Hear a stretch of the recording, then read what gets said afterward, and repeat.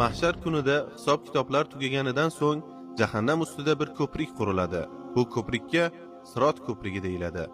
Alloh o'sha kunda ba'zi bandalariga shafaat qilishga izn beradi. Bu ko'prikdan barcha insonlar o'tishga majbur bo'ladilar. Ular orasida taqvo egalari, Allohga itoat qilganlar, dunyoda qilgan amallari go'zalligi va chin qalbdan bo'lgan samimiyatiga qarab, yengil va tez o'tib jannatga yetadilar.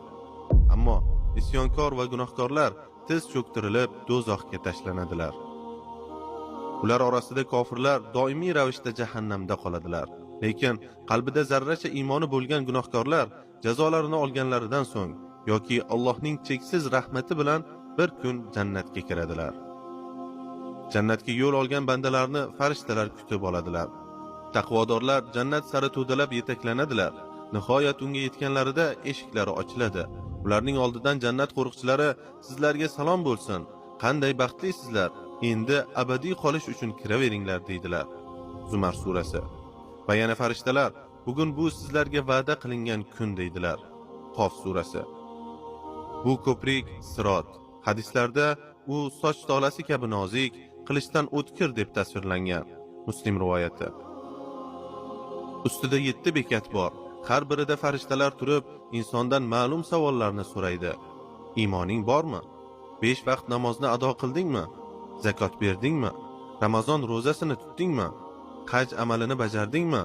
Ota-ona, qarindosh, qo'shni va insonlarning haqlariga rioya qildingmi? Junublikdan tozalandingmi? Ya'ni g'usl va tahorat qildingmi? 6-bekatda insonlar orasidagi haq so'raladi. Bu masala shu qadar muhimki, odamlar jannat eshigiga yetgan paytda ham to'xtatiladi. Kimda kimning birovdan tuksiz ipchalik haqqi qolgan bo'lsa, bu eshik ochilmaydi deya nido qilinadi. Rasululloh sallallohu alayhi vasallam dedilar: Sirotdan birinchi o'tuvchilar chaqmoqdek o'tadi, so'ng shamoldek, ba'zilari ot kabi chopib, ba'zilari yugurib, yana boshqalar yurib, ba'zilar emaklab, ba'zilari esa sudralib o'tadi. Ularning barchasi o'z amallari bilan o'tadi. Buxoriy rivoyati. Shu paytda payg'ambarimiz sollallohu alayhi vasallam Sirot ko'prigining boshida turib, doimiy ravishda shunday duo qiladilar: Ey Robbim, salomatlik ber, salomatlik ber. Termiziy rivoyati. Sirotning ikki chetida ilgaklar, changallar osilgan bo'ladi.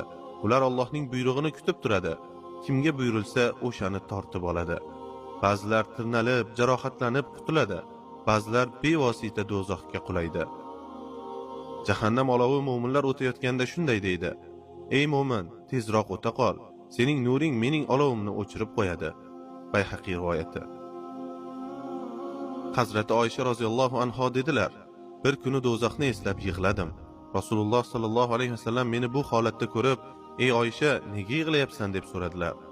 Do'zaxni esladim. Qiyomat kuni siz payg'ambarlar oila a'zolaringizni eslaysizmi dedim. Shunda Rasululloh sallallohu alayhi vasallam shunday javob berdilar: 3 ta joy bor. U yerda hech kim boshqasini o'ylamaydi. Mezonda amallar tortilayotganda tarozi og'irmi, yengilmi bilmaguncha, amal daftarini qayerdan olishini bilmaguncha, o'ngdanmi, chapdanmi, orqadanmi, Sirot ustiga kelganda ilgaklardan qutula olishini bilmaguncha. Hakim rivoyati. Har bir qilingan gunoh Sirot ustiga osilgan bir changaldir. Ular u yerdaligida Sirotdan o'tish juda og'ir yoki imkonsizdir. Kim istasa bu changallarni ko'paytirsin. Kim istasa tavba va istig'for bilan ularni yulib tashlasin. Ibn Qayyim